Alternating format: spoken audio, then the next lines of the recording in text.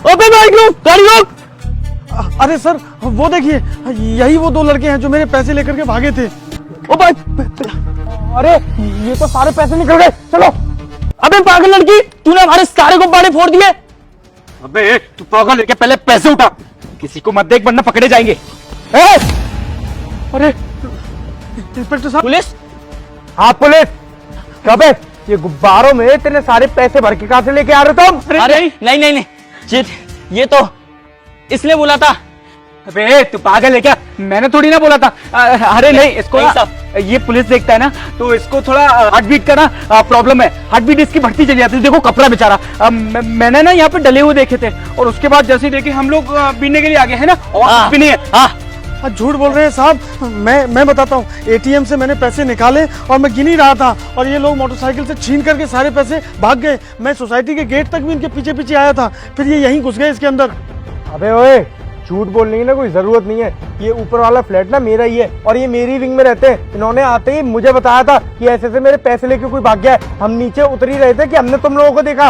अरे चोरी कोई और करता है, और मैं तो बोल रहा हूँ वो भी काले कपड़े पहनते हैं, मतलब चलाने वाला काला पहनता है और कुछ ऐसा पहना हुआ था, और यहाँ भगते हुए गए थे सीधे। अबे ओए, ड्रामेबाजी करने की ना जरूरत नहीं है। किस तरीके से उस लड़की ने आके गुब्बारा फोड़ा और गुब्बारे में से सारे पैसे निकले ना, हमने अपनी आंखों से देखा है। तुमने क्या सोचा होगा कि सोसाइटी से हमें बाहर निकलना है तो गुब्बारों में पैसे रख लेते हैं? गुब्बारों को तो कोई चेक करेगा नहीं, तलाशी लेगा तो हमारी लेगा, गुब्बारों को थोड़ी लेगा। और यही तुम सोच के जा रहे होंगे। उस लड़की ने सही वक्त पे तुम्हें ये सब करते हुए देख लिया होगा, और उसने सारे गुब्बारे तुम्हारे फोड़ दिए, जिससे कि हम देख रहे तुम्हें। अरे सर ऐसा कुछ भी नहीं है, आप ना गलत समझ रहे हैं। बोलना, मैं तो छोटे से गांव का रहने वाला हूँ, ये तो मुझे लेके आया था। इसी ने बोला था कि चलो जल्दी से चोरी करते हैं और फिर बहुत सारा पैसा कमाएंगे, चोरी करके अमीर बनेंगे। देखा, सारा उसने तेरा राज ना खोल दिया। बेटा आए दिन किसी ना यहाँ पे एटीएम कट रहे थे, बैंक में से रॉबरी हो रही थी, और लोग पैसे लेके निकलते थे तो उनकी लूटपाट हो रही थी। हम लोग ना बहुत परेशान थे कि पकड़े तो पकड़े कैसे। अब देखो भगवान ने हमें खुद पकड़वा दिया, तुम तो हमारी सोसाइटी में खुद चल के आ गए। अरे सर सर सर हमें माफ कर दो सर, हमसे ना बहुत बड़ी गलती होगी सर। सर हमें ना कोई भी काम नहीं दे रहा था सर, हम ना बाहर के हैं और हमें यहाँ पे काम मिल भी नहीं रहा है। हमारे पास आधार कार्ड नहीं है, ना कोई आईडी मांगते हैं तो हमारे पास होती नहीं है, इसलिए हमें काम नहीं मिलता। सर आगे से नहीं करेंगे ना सर, प्लीज माफ करो। अच्छा माफ करूं?